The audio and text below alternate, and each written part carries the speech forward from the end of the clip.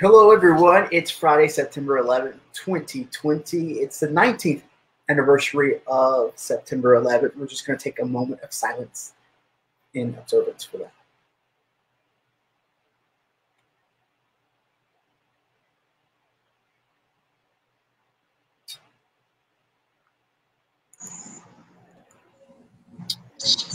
This week's second moment, we're talking about colorism. Dr. Ebanks and Dr. Woodson are here with me today. Hello, ladies. Hello. How are you? Short work week, but a long work week. A long work week. A long year. Dr. Woodson, I haven't seen you in years. I know. You don't age. Thank you. I just spread. As do we all. Dr. Ebanks, can you introduce Dr. Woodson today? Yes, it would be my pleasure to introduce my colleague from Howard University, where she serves as a full professor in the School of Education in the Department of Human Development and Psychoeducational Studies in the Counseling Psychology PhD program. She also has a dual appointment in the Department of Psychiatry in the Howard University College of Medicine. Along with that, she is also an author and has a private practice as a licensed clinical psychologist. Dr. Woodson began her career conducting research on the impact of global colorism, and she has presented her work throughout the world. Her clinical interests include but are not limited to sexual victimization, sexual orientation concerns, interpersonal relationships, trauma, and depression. Welcome, Kamilah.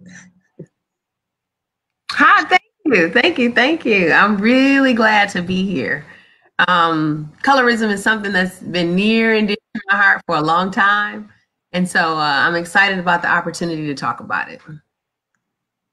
And I think you have a depth of knowledge that I'm so happy for our audience to hear about this. But first, before we get started into the conversation, let's give an operational definition of what exactly is colorism, because people hear it all the time, and I don't know if they really understand what it is. Could you explain, Dr. Woodson? Sure. Okay, so if we think about colorism, the first thing that comes to mind is preferential treatment. So it's important to kind of keep in mind that colorism is preferential treatment based on physical characteristics, and or discrimination based on those same physical characteristics. And we tend to ascribe it to Black people or African Americans, but one of the things that I've worked to do in my career is to redefine it. So simply, colorism is discrimination and preferential treatment based on physical appearance. So it can be skin color, it can be hair texture, it can be relative to physique, and level of attractiveness relative to facial features. So in terms of my definition of colorism, it's kind of four-pronged. So I guess you're expanding kind of like what the definition is, Yes. and more like the phenotype, what you exactly look like in various ways other than just race or skin color, like we usually say, you know, oh, she's light-skinned or dark-skinned. Yes. You're expanding that definition, yes? Yes, because literally when you look at me, like say, look at me today, the thing that may stand out to you is my hair, that I have a lot of hair on top of my head. Yeah. When you look at someone, skin color is not all that you see. And so we make appraisals based on all of what we see. So if I were to be described, you may say I'm full figured, you may say I'm brown skinned, you may say that I have large eyes or that I have long locked hair. So it's not just skin. And so the preferential treatment and or discrimination is the entire package, if you will. So where does it go from maybe casual observance and preference to discrimination and preferential treatment? What's the lag for that? So if you think about it, I also suggest that colorism occurs in multiple contexts. So it occurs in the workplace, and that can manifest itself where some people get afforded certain opportunities that others don't, i.e. raises and promotions. Colorism occurs in educational contexts, like sometimes teachers only call on cute kids or give extra time to children based on their level of attractiveness, which is rooted and based in colorism. We may find it in medical settings. It's in the law. We see it relative to the kind of time people get when they commit crimes. If anywhere where there's an opportunity to approximate European or white features, there's often some preferential treatment and or discrimination because of it. So it's in all kinds of contexts. During your research, where would you say this kind of originated from, this idea of colorism? Well, wherever there has been colonization, European domination, so too has been the appreciation for European aesthetics. Interestingly, my research has become more global. And so it occurs in Indian and East Asian populations. It occurs in the Caribbean, on the continent of Africa, in the United States. Anywhere where there are people of color, there is typically a preference for a lighter complexion and or features that are commiserate more with white people. And it also occurs among white people. Wow. So I have been so hard pressed to find somebody who would write a chapter. As a matter of fact, I might have asked Dr. Ebanks to do so. We don't have conversations about the fact that many white people want to look like people of color. So you have lip augmentation, breast augmentation, they get their derrieres enlarged, and they work to approximate features that are commiserate with people of color, Black women. And we work to approximate features that are commiserate with white people. And so it's like they recognize our power, we recognize theirs, and everybody is kind of somewhere in the middle. So it's just kind of, but to more specifically answer your question, it occurs in the family. It generations and generations, we set the tone for how our children perceive themselves.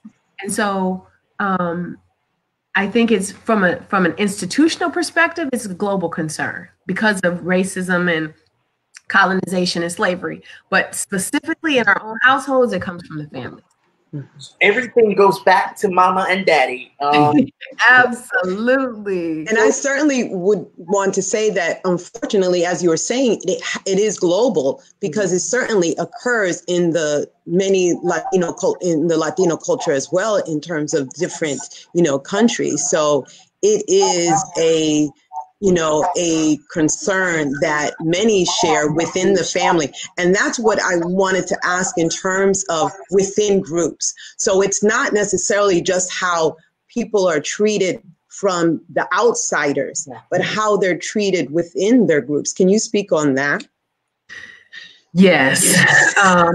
And I think it often occurs even within families. Sometimes when you have multiple fathers, in one family, you may have children who have various skin colors and or phenotypic characteristics. And so sometimes there's favoritism shown for one child based on their paternal background versus another child.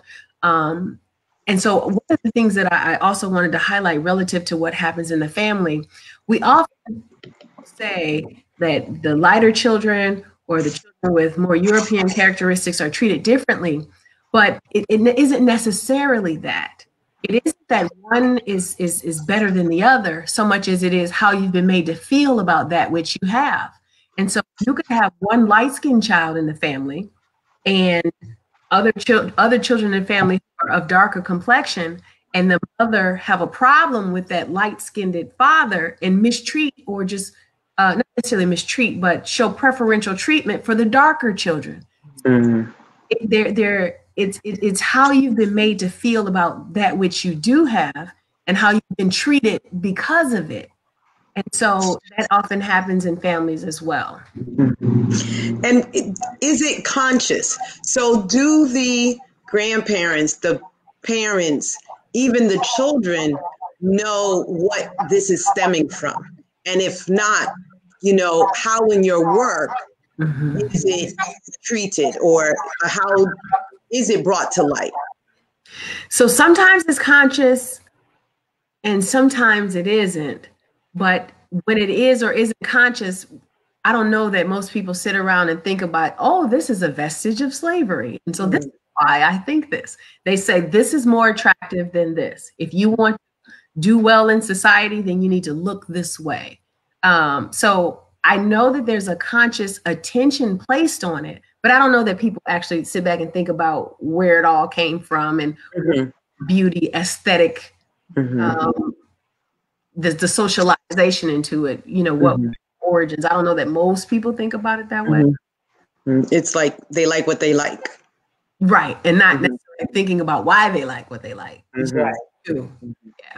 I think that's going back kind of to the, one of my first questions, when does preference turn into discrimination and, something that's not good? Is colorism becoming something that we're starting to understand globally in terms of conscious awareness of, like, this is something that's not good, and instead of, oh, she's just light skin or dark skin, he's dark skin and light skin, are we starting to become more aware, especially when we're looking at Black Lives Matter and lots of different things? Are we becoming more aware that colorism is a problem in our community? I am aware. That's a good question. I think we are becoming more conscious that we pay attention to these kinds of things, but I don't know that we've attributed a value to it as if this is not a good thing. And so there's been a huge movement, particularly for women of color, to wear their hair natural. And so I can't say whether it's a fad or is it because we have a raised level of consciousness about, I'm not sure. But it is my hope that with these kinds of forums and more of this Black is Beautiful movement, that people will have a higher level of consciousness. I think part of that too is with Crown Acts being enacted across the country, where women are now being able to show up authentically as who they are. And so you see this wide range and spectrum of beauty and Blackness, which also comes sometimes with comparison. I know you talked about, levels of hair, force, all that stuff. How does this colorism, this new openness to show who we are, impact not only colorism, but colorism impacts consumerism? Yes. Because, so now that the Crown Act has occurred, Pantene has a line of hair care products specifically targeted to Black women and women of color. So you start to see the commercials changing. The dandruff shampoo, Head and Shoulders has a line for Black women. So right, I think in terms of consumerism, like the powers that be are capitalizing off the fact that Black women are changing their practices in terms of how they kind of do their hair. And so, but again, I do think that there is some improvement, but that we talk about the levels of self-hatred that we have internalized that then kind of propagate in terms of what it is that we do and how we see ourselves. Let's talk more about propagation. Dr. Ebanks, did you have something? No, I was just going to say that, and sometimes it's also the opposite. If you don't wear your hair natural, then I've been in conversations where people are like, feeling like they're being criticized because they're not being natural, although maybe their preference is to have, straighter hair or wear it in a certain style. And, then how that can, again, cause tension within, a group or feeling alienated. And I think it varies where you are in the country. I think spaces where there is a different level of the ability to have this kind of consciousness and be proud of what's natural and African heritage, you may see some of that. But then when you're in spaces where, being a fried dad and laid to the side is the norm, then what Dr. Ebanks is talking about is probably less so. So I think, it depends on where you are in the country. I'm from a place where there's a Detroit, Michigan, where there's a beauty shop on every corner. So there's some differences when it comes to valuing, more natural hair textures. And then it goes into, what is natural and what is seen in commercials. What type of hair do we normally see?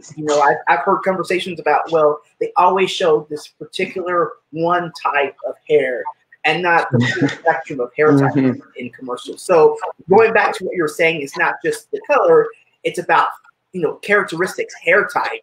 Is there only one natural hair type that's promoted versus one? Absolutely. Yeah. Absolutely. The one where the person is multiracial or racially ambiguous, but of color, and there are these huge ringlets of curls. So there's still work to be done in terms of our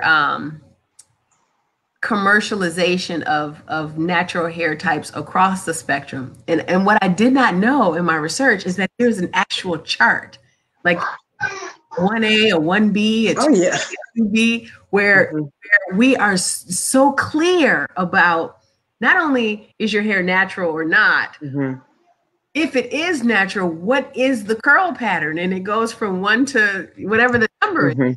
Amazing. And with myself having 2, daughters, and them learning about themselves and, and seeing, models within, my family and, just in terms of television, what do you recommend in terms of having a conversation with your, daughters or sons regarding hair or appearance and acceptance? So, because, like you were saying, in terms of the beauty shops and the barber shops, that's where conversations start. A lot of times within, groups. How do you have those conversations with your children? Interventions that I think you should do. Number one is validation and praise for that which they do have. I think, so I have a son, a child as well, a son who is the color of a chocolate Easter bunny.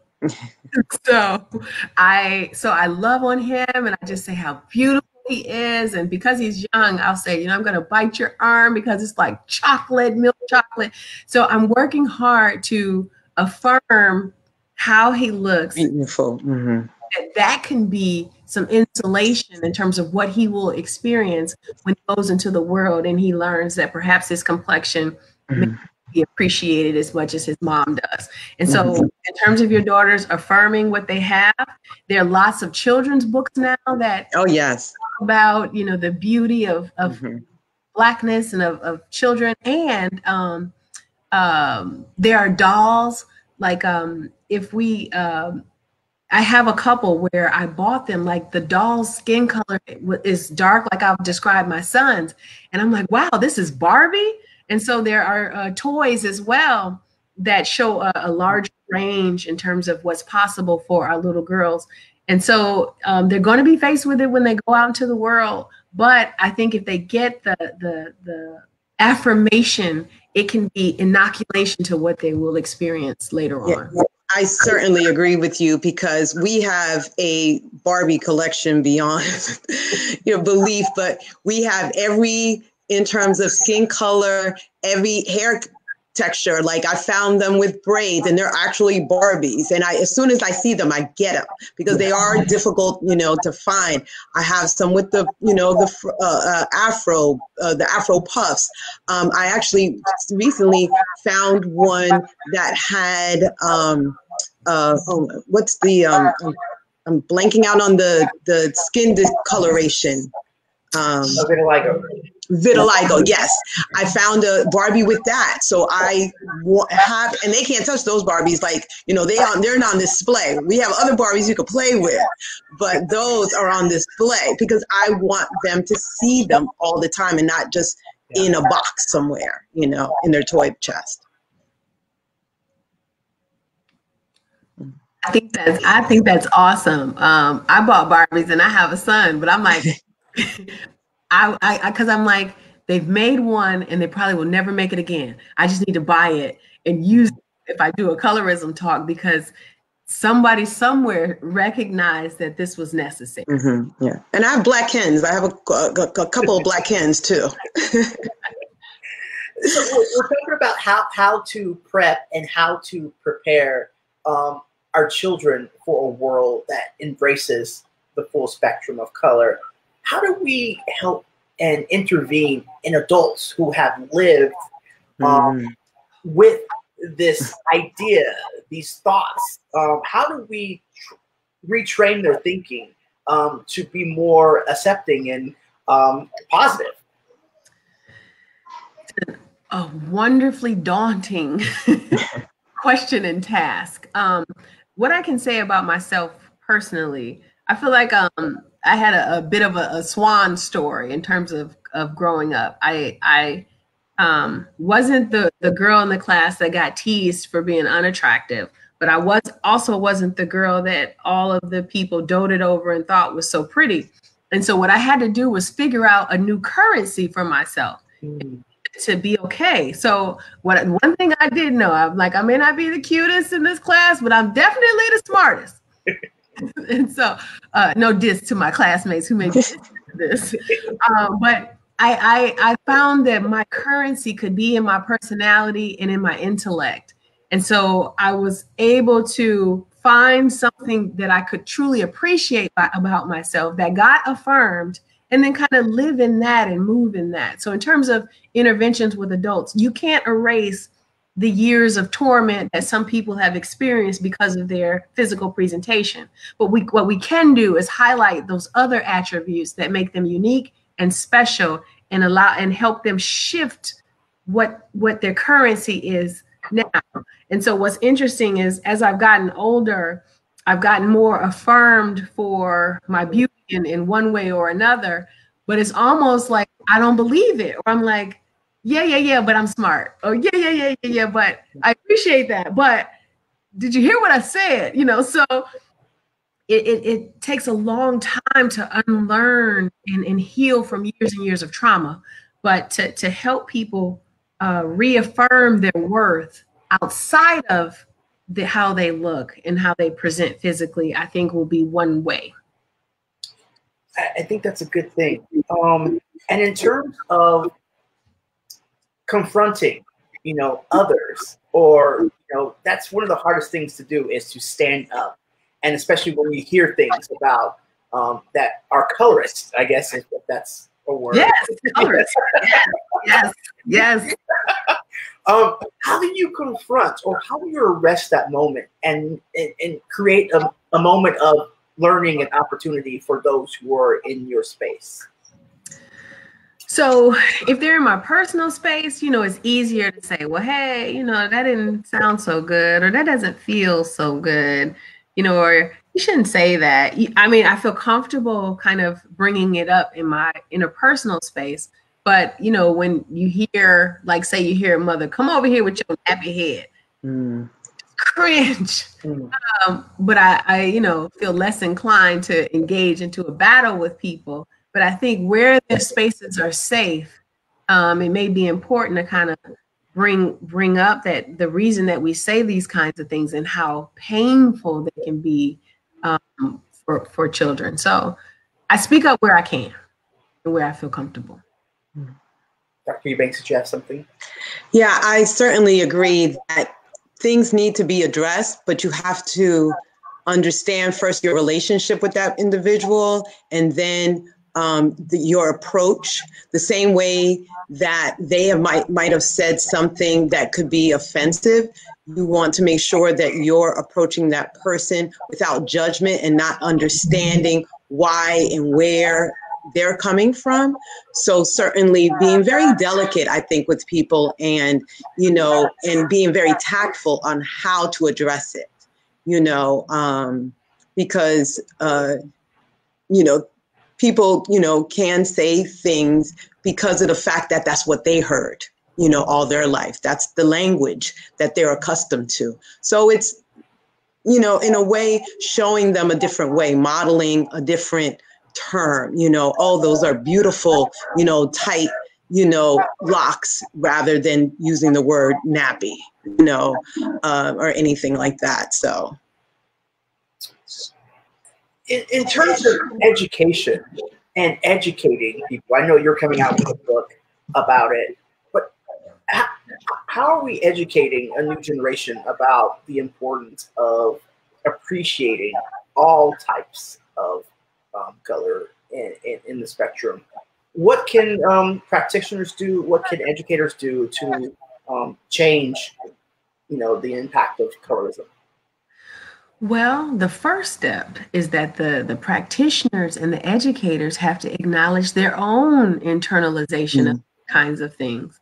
Because in order to really talk about it means you have to work through your own trauma as it relates to it. And I would go so far as to say that all people of color have internalized this in one way or another. They've even internalized that what they have is great, what they have isn't great, or that there is some value and worth placed on what they do have, that they've been advantaged by it or disadvantaged by it. So there has to be some reckoning with the teachers and the practitioners first. And once there's some healing, or at least some conversation and acknowledgement of it, then we can kind of work to impose interventions in our schools and with in our clinical settings. But I think first step is clinicians and professionals and teachers. We must have these uncomfortable conversations, and they can be extremely painful. Mm-hmm. And being, faculty at Howard, how do you think faculty can do that in the classrooms?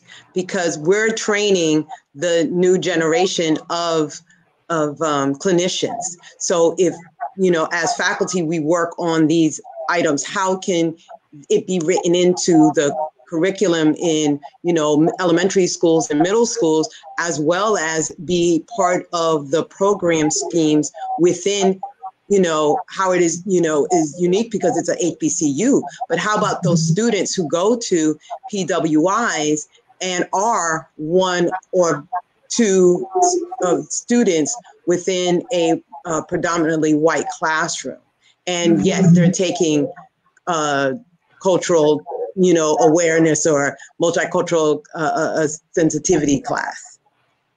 Well, I would go so far as to say they should put my book on their syllabus. That's the plug I wanted. Okay.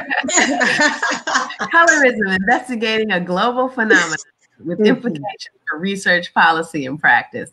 It actually is being printed right now as we speak. I'm so very excited about it. And the book actually at the end of each chapter has 5 questions, process questions and considerations, that professors and teachers can kind of get the students to talk about and be thoughtful about that which they read and the experiences that they've had interpersonally.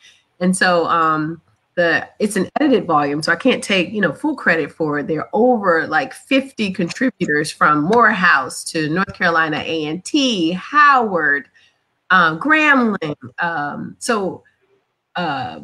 It's really comprehensive, and I think it can be very helpful in African American studies, psychiatry, psychology, sociology, education. There are people from those backgrounds that contributed. So I think it is specific enough for psychologists and clinicians in training, but also broad enough for departments like departments of African American studies and the like. So I'm very excited about it. And I think, as Dr. Ebanks suggests, it should be curricular. We should figure out how to, like we have courses on racism. I see colorism as a cousin of racism, or an antecedent of it. So I think that may be something that professors should do. I like how you include like in conversation, conversation kind of prompts for people to talk about in the book. Because if I'm out there right now in part of the audience and I'm listening to this colorism conversation, I'm like, oh, I'm not colorist. I don't have anything. I don't understand what they're talking about. I've never experienced that. But you talk about how it's so ingrained in our every fabric of life, and you may not even realize it without asking yourself these questions, without having a conversation. And so I don't want to put you on the spot, but could you give us maybe a few examples of what colorism looks like or sounds like? So maybe people who are watching can say, oh, okay, maybe there is some work that I can do. If you don't have any examples, that's okay. But I mean, sure. Like it permeates even in our media. Like we have rappers like, I want a red bone, thick booty, this and that. So it's in our music. It's so you even have parties where the light is called light skin night or a dark skin night, and it's the dark skin girls versus the light skin girls, and who gets into the club free and who doesn't. And so you have even in our nomenclature, calling somebody red bone, or sometimes I've heard, oh, you cute to be dark. Be dark. Like, so is this a surprise? Or I have long locks, and there's an assumption that I've added hair. Like, it's just an assumption that if you're brown skin, you can't grow. Right. Then we have school days as a classic, example of, bringing about the topic. And then again, also, I know that they recently redid the 1940 study by Dr. Clark regarding the doll study. That's, infamous, in this area, and it continues to persist. Yes, I gave a special shout out to Mamie Phelps Clark, who is a daughter of Howard University, HU. She did her master's thesis. So the first doll study was hers, and it was her master's thesis at Howard University. Then she went to Columbia, and she and her husband, but this was a continuation of her master's thesis. And so she did this. Wow. So I was so proud to kind of carry the mantle and have this research or this book come out of Howard, because it started there, 70 years ago. So I think that there have been, talks about it. And so my treatments are not new. I was just pleased to be poised and prepared at this time to kind of grab the baton and carry it a little further. There's still so much more work to be done. But I think, just those kind of ever so like micro assault like slights that you hear, and people just aren't aware. Like, soon as a baby comes out of the womb, the people want to know. They tell you, look at the cuticles, look at the ears. They wondering if the baby's hair is going to change. As soon as they come into the world, there's some value placed on how valuable they are based on how they look. And so, you have some parents who decide to procreate with people because of their physical characteristics. Certainly men will say, oh, I can make pretty babies with you. They will say, in heterosexual relationships may say, he got good hair. I want him to be my baby's father.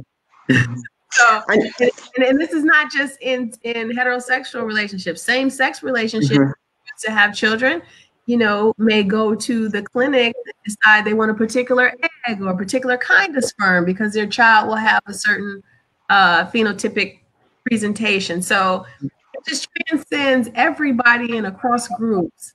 And I think it's just, really important to kind of be thoughtful about it, because we put pressure on children before they can even talk. what your worth and value are. And also with that, unfortunately, it impacts the adoptions, you know, and even foster care, you know, in terms of who is welcome into a home and who is, you know, quote unquote, you know, left behind because of the fact that, you know, of their appearance or their look. So, I mean, it really, thank you for giving us some examples. It really starts at conception, you know, at conception. I mean, mind blown. And if you're not thinking about it, conception, then birth, and it's a lifelong habit or type of discrimination. And you're discriminated against your own family. As you, But I don't want to like sound like I'm on a soapbox. Now this is, I'm going to admit this, and so my husband, the father of my child, is bald head, right? So I didn't know what his hair texture was. When I saw his mother and his sisters, and I saw his mother one time get a brush wetted and slick them waves down, I was like, oh yes, okay, that helps. And I study colorism and I know better. There was a part of me that thought, if I have a little girl, at least, you know, it has implications. And of course I didn't, I had a boy, but I thought about, I in being conscious of it, still paid attention to that. And when he was bald, I said, okay, I got to meet the family.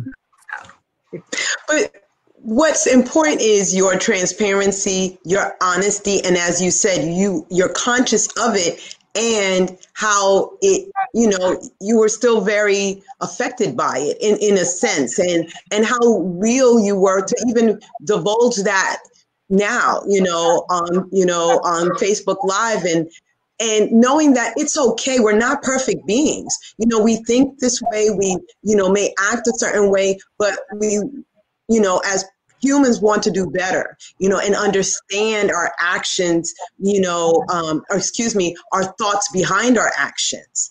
And I think that's very important. So I certainly appreciate you, you know, sharing that, because you're not the only person that has, you know, worked in this area and done this study and said, you know, he got good hair. Use that term. So, and appreciating the texture of my hair. Even though I'm like, oh yeah, I'm black, I got locks, I know that the texture of my hair is a little bit different than other people's locks. And the fact that even be conscious of that says, even someone like myself who's committed to being thoughtful about it, it can't be escaped. It can't be escaped, and it kind of underscores the need for all of us, no matter how qualified or unqualified. It still requires work every day to change patterns and to change thinking. We're in the political season, and you know, a lot has happened, and we're talked about like color and blackness and what is black and what's not black enough. How do you see that colorism impacting how we identify in terms of who's important, like who can represent, you know, who, you know, particularly, you know, we talk about Kamala Harris, you know, is she black? No, she's not black, but, you know, she has this, but she's not. Like, how does that impact policy and politics? You know, Kamala Harris, I have been listening to how she describes herself. She'll, as a black woman, and then she'll go on and talk about what she wants to talk about. But when they describe her, they say she's a woman of color. She has Caribbean and Asian. They will not call her black, even though she says she's black. And so I think it's uncomfortable for them to accept that she's black. Identifies that way. She went to Howard. She's my soror, a member of Alpha Kappa Alpha Sorority Incorporated, and she black. But they won't let her have it. And so I thought that was very interesting. At the same time, you have black people in this country who feel like because she perhaps looks the way that she does and has kind of had different positions on different policies and her various other roles, that she's black. And so somehow there's a Black quotient to be Black enough. And I'd really like to know how we calculate that. Very interesting. Is there a particular algorithm? Yes. What is the Black algorithm? Yeah. You know, I never noticed that until you said it. She does particularly define herself, and you'll always hear the announcers add extra things. So they don't always take what she says. They feel, whatever reason, that they have to redefine her based off of what they think, you know, is more palpable or appropriate for their audiences. So I thinking about that, I do notice that. And also, that also happened with President Barack Obama initially. Like, they really wanted to emphasize that he was biracial, you know, so they, you know, really, the media really will try to sell that point. You know, even with Mrs. Harris, they want to emphasize her being biracial, not necessarily how they identify themselves. And as a, you know, as a therapist, we work to work with clients to help us understand how they identify themselves. So we don't identify a person, we let them identify themselves, and then we work, you know, support that, and we provide information and how to continue to, you know, spread that good wealth with others. So I think that's a very important point that you brought up, Dr. Woodson, that, you know, it's not just a person, but those outside forces that won't let you have that, won't, you know, let you claim that. They'll even say she has Jamaican, like Black people not in Jamaican. Like, are we not all from Africa? Did it not understand that we got dropped off all over? So it's amazing. Yeah. And again, when you say that, talking about Latinas as well, and how important it is to have these conversations, because, you know, I remember when, unfortunately, when the passing of George Floyd, I was part of a group that I found on Facebook regarding supporting Black businesses. And one of the questions that was posed was just shop Black. And then the person who started it indicated that they used to go to a store that was owned by a Latino. And they said, you know, sorry, I'm not going to be able to go, you know, to your shop for a month. And I sent a message. I said, but, you know, did you ask how they identify? Because myself, as a Cuban American, I am Black. So I wouldn't want somebody to not go to my shop because they think that I'm, Latina and not Black. So I think we have to be careful with that, because, you know, Latinas recognize themselves as Black. Well, many of them do. And that, again, kind of goes to the colorism, because even within the, culture, there is that, I don't know, internal feud with, you know, some in terms of whether they're white or Black, or want to be, you know, seen one way and not accept that, you know, they're another. Yeah, and I've seen that firsthand, Dr. Ebanks, in New York City. You know, I've been treated nice until they found out I wasn't Dominican. And so, yeah, it definitely does exist. But, you know, there's also the other side of it, like the professor at George Washington. That was going to be my next. You're reading my mind. I was whole conversation. That exact thing, and I'm not going to bring out Rachel because she went to Howard, so I don't want to talk about that. But how would it make you want to be Black? Okay. So let's talk about that. At the top of the show, you talked about colorism in the white, among white people. Is that part of colorism, or a desire to be something that you're not? Can you explain a little bit about this as it relates to perhaps this professor? Well, relative to colorism, so, you know, in the summer, wherever you go, you can see white people laying out, getting suntanned as dark as they can with the risk of skin cancer. And so I really believe that that they want to be of color. Now, do they want to be Black people? Not sure. Do they want to look like us? Perhaps. And then there's sometimes some cultural cachet if you exist in our spaces and kind of know how we move. But this woman at GW, she, I don't diagnose people that I have never. I'll just say that. We got it.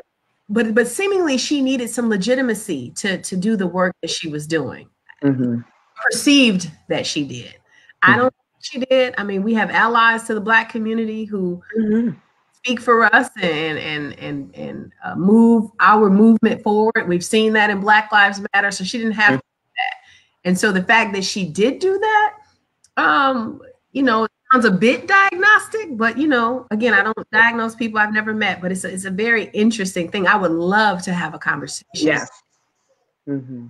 Love to, because I mean, colorism is more about how you look and how you present. And she clearly does not necessarily look like a Black person, but certainly she felt the need to identify as one. So it's interesting. That could be our a next book to find and identify those that do put on a facade to be of another group and trying to understand that. So we're going to talk off camera about that. Yeah, I think that's good. And I think you mentioned the cachet and the cultural currency that it has to be of darker skin, of maybe have a certain phenotype, a certain appearance. It does add some value, not all value, but it does in terms of cultural popularity. I think it does add some value, and I would read that book. Maybe even a documentary, that would be even better. Yes, let's work on that. We'll be the next, Oprah and Gail. Let's do it. So where do we go from here? How do we talked about education. We talked about retraining our thoughts, going back to our family of origin. How do we really move forward and not only impact here in America, but start the conversation and make some movement globally? Well, we got to bring some visibility to it. I think what we learn, as awful as it is, and as how horribly ingrained in my mind it is, like the murder of George Floyd, having to see that over and over again has kind of caused the society to wake up. Mm-hmm. So, given that we're visual people, like you said, a documentary could be helpful where we actually have conversations and help people see what's happening. I literally was on my way to Prague, and there was a woman sitting next to me, and I was like, what is that smell? And she was literally of East Indian ancestry, and she was rubbing sulfur on her skin because she was going to meet a potential husband and wanted her skin complexion to be lighter. And so for her, this was just something normal that you do to look your best. And I was mortified, one, like the smell, but two, like, really? Is that happening? Because she was absolutely beautiful, but just did as she was and kind of didn't realize that. So we've got to add some visibility to what's going on. In my book, there's a chapter from India, there's a chapter in Ghana where we talk about skin bleaching cream and lighteners, but in other countries, this is normal practice. The skin bleaching cream industry is huge in the islands, on the continent of Africa and South America.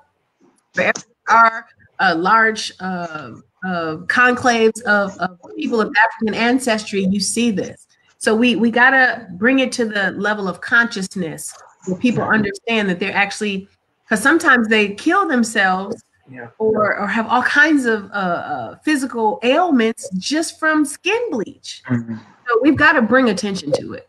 Mm-hmm. Dr. Ebanks, were you going to say something? Yeah, I would certainly agree. And I think it's really through conversation, as you said, Dr. Woodson, in terms of visibility, having those conversations at the barbershops, in the beauty shops, having those conversations within, your household, with your children, with the elders, and again, not coming from a place of judgment, but really coming from a place of wanting to seek knowledge and to be able to just understand. I think we have to have conversations willing to listen to a person's perspective rather than ready to place judgment on what they're saying, because we need to know the history of where this has, is stemmed from. And again, there are documentaries. I know that Dr. Henry Louis Gates of Harvard University, he did an entire series on race across America and looking at Blackness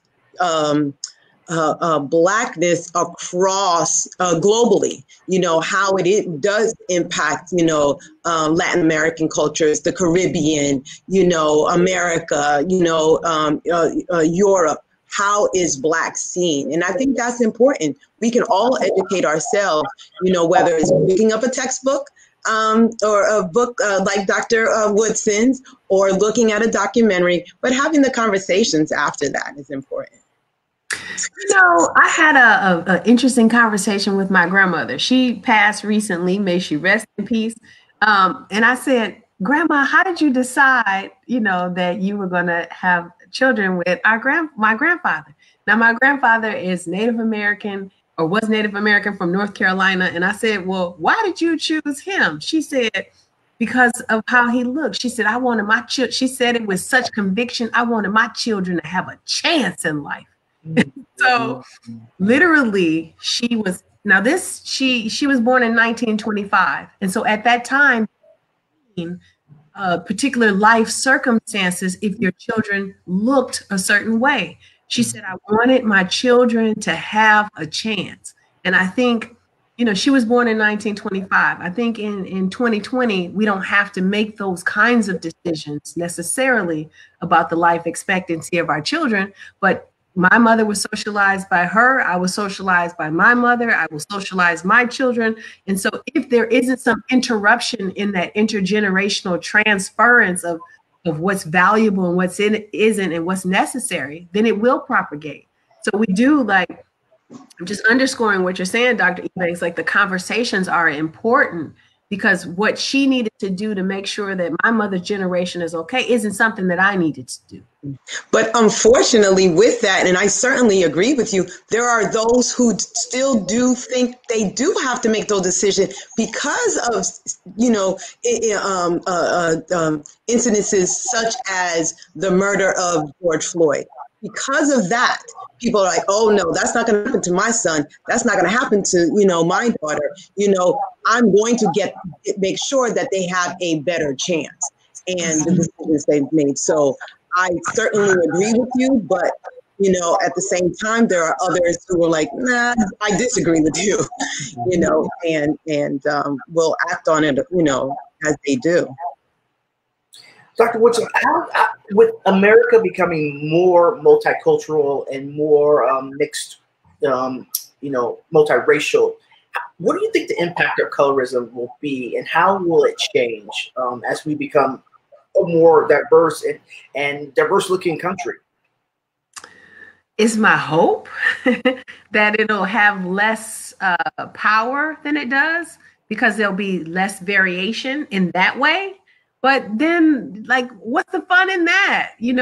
That we become a monochromatic society. I think there's beauty in the spectrum, from extremely light to as dark as we can imagine. And so the browning of society, where everybody is kind of in the middle, I don't know, is such a good thing. But you need variations. I know that the Crayola just invented I think it was 24 new shades of color to make it more diverse. So, but you know, I went to Hong Kong, and one thing that I realized was where I was, they were all the same complexion. It just hit me for a minute there, like I stand out because I really, really stand out. It's a monochromatic society. And so for them, those who stood out had blonde hair or different color hair, but in general, they were monochromatic.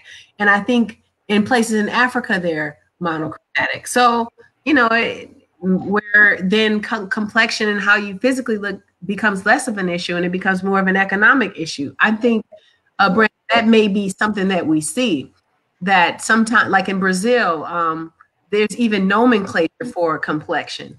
And you're not Black if you're rich. And so, as we know, race is something that we've created, and seemingly these color cast ideologies are something that we've created as well. So maybe we can work to shift that. Well, using Brazil's, I'll be Black for a while. No, just kidding. So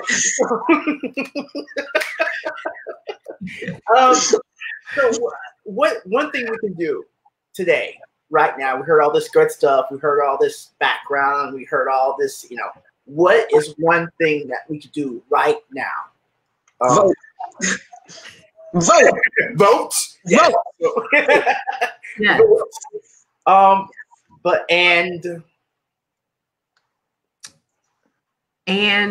I'll let you end this, Dr. Woodson. Oh man. Okay, what we can do is love on our children and love on each other. Think the what I can appreciate, particularly, you know, in the setting in which I work. I see Dr. Ebanks, I'm like, oh, you look so pretty today. She always got all these bobbles and stuff and just on. And so I don't know that it's affirming to her to hear that, but I know it's affirming to me to hear that. And so I can love on a sister and be like, you know, your value and your worth, and do so every day. And so I think if we stop discriminating against one another, dogging each other out, but actually pour love into each other, that could be helpful. But we can start with our babies. Start with the babies at conception. Conception. That's where it starts. Thank you so much, Dr. Woodson, Dr. Ebanks, for this conversation on colorism this week. And I guess we'll be back in a week and a half or 2 weeks. Is that what it is? 2 weeks on, what's today's date? The 25th. On the 25th will be our next topic. And that will actually be on maternal mental health. So we're talking about babies and conception. We're talking about maternal mental health. Nice. There's actually another Howard University graduate, Siobhan Odom. She's a therapist, and she will be working with discussing maternal mental health. So again, HU all the way. HU, go vote.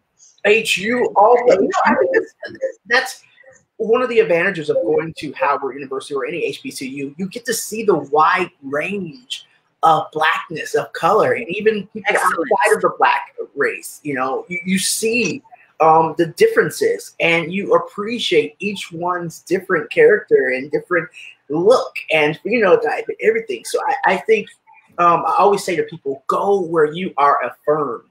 And I think an HBCU like Howard is a place where you can be affirmed and you can tell people how much you love them. So thank you so much, ladies, for thank you. Wonderful. Thank you. Okay, bye, guys. All right. Bye. Thank you.